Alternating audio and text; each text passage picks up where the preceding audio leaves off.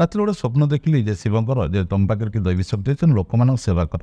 ଶିବ କହିଲେ ଶିବଙ୍କର ତାପରେ ମିଛ ଭାବୁଥିଲି ସ୍ୱପ୍ନ ଭାବୁଥିଲି ତାପରେ ଯେତେବେଳେ ପରୀକ୍ଷା କରି ଦେଖିଲି ସତ ଆଉ ମୋ ସ୍ପର୍ଶରେ ଅସାଧ୍ୟର ବର୍ଷ ଭଲ ହେଇଗଲା। ଶିବ ଆସି କହିଲେ କ'ଣ ମାନେ ଟିକେ କୌତୁହଳପୂର୍ଣ୍ଣ ଲାଗୁଛି ଶୁଣିବା ହଁ ଏଇ ତ ଗୋଟେ କୌତୁହଳ କେହି ବିଶ୍ୱାସ କରିବେନି। ନାଇଁ ମାନେ ସମସ୍ତେ କୁହନ୍ତି ଏଇଟା ବୋଧେ କାହାଣୀଟେ ଗୋଟେ। ଆରେ କାହାକୁ କାହାଣୀ କାହାକୁ ସତ ସେଥିରେ କିଛି ମତଲବ ନାହିଁ। ହଁ। ଗୋଟାଏ ଲୋକ କହୁନାହାନ୍ତି ମୁଁ ତ ସାଧାରଣ ଲୋକ ଥିଲି, ମୋର ସଂସାର ଥିଲା, ମୋ ସ୍ତ୍ରୀ ପିଲା ଥିଲେ, ମୁଁ ବି ବ୍ୟବସାୟ କରି ଚଳୁଥିଲି କିଛି।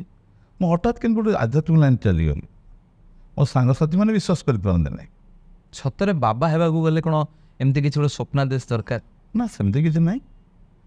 ଆମକୁ ଗୋଟେ ଅଚାନକ ଗୋଟେ ଲାଇନ୍ରୁ ଟାଣିକି ଅଚାନକ ଲାଇନ୍କୁ ଦିଆଗଲା। ଆଉ ଯେଉଁମାନେ ସଂସାର ତ୍ୟାଗୀ ସେମାନେ ତ ମୁଁ ଧ୍ୟାନ କରୁଛନ୍ତି, ଆଶ୍ରମ ରହୁଛନ୍ତି, କିଏ ହିମାଳୟରେ ପଢ଼ୁଛି, କିଏ ଘରେ ପଢ଼ୁଛି, ସେଥିରେ ମତଲବ ନାହିଁ। ମୁଁ ଜଣେ ସାଂସାରିକ ଲୋକ, ଆମକୁ ୟୁ ଟର୍ନ କରିଦିଆଗଲା, ସମ୍ପୂର୍ଣ୍ଣ ଓଲଟା କରିଦିଆଗଲା। କରିକି ଛାଡ଼ି ଦିଆଗଲା ଲୋକମାନଙ୍କ ସେବା କରିବା ପାଇଁ। ଆଚ୍ଛା, କିନ୍ତୁ ଲୋକ ସେବା କରୁଛୁ। ଶିବ କ'ଣ କହିଲେ? ଶିବ କହିଲେ ତମ ପାଖରେ ଅଲିକ ଶକ୍ତି ଅଛି, ଅଲିକ ଶକ୍ତିରୁ ଲୋକମାନେ ଛୁଇଁଲେ ତା ରୋଗ ଦୁଃଖ କଷ୍ଟ ଦୂର ହେଇଯିବ, ଲୋକମାନଙ୍କ ସେବା କର।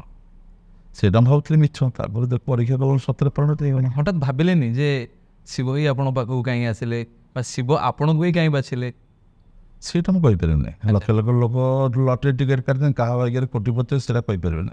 ମୋତେ କ'ଣ ପାଇଁ ବାଛିଲେ ମୁଁ ଜାଣିନି, କିନ୍ତୁ ମୁଁ ସେ କୋଶ୍ଚିନ୍ କରିଥିଲି ଯେ କ'ଣ ପାଇଁ ମୁଁ କିଏ ଏ କଥା ମୁଁ ସ୍ୱପ୍ନରେ ପଚାରିଥିଲି।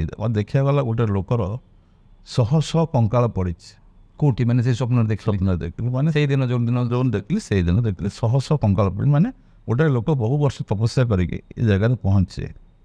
ତେଣୁ କିଛି ତ ଶକ୍ତି ଥିବ ନା, ନହେଲେ କହିଦେଲେ ଛୁଇଁଦେଲେ କିନ୍ତୁ ରୋଗଟା ଭଲ ହେଇଯାଉଛି।